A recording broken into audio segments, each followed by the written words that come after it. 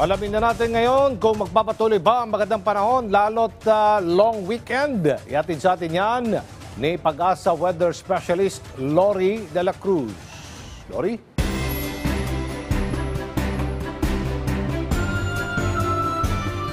Magandang araw sa ating mga kababayan.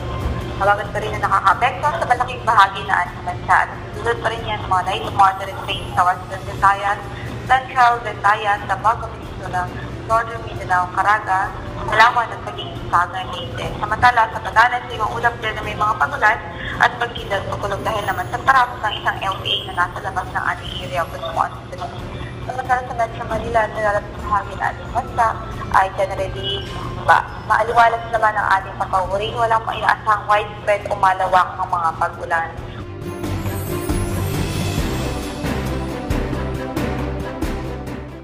Wala rin tayong bagyo na monitor ngayon inside the floating area of the responsibility. Samantala natin naman ang ating update sa status ng ating job.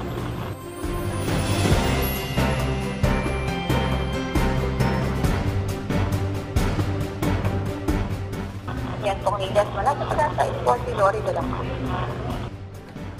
Alright, maraming salamat Lori De La Cruz.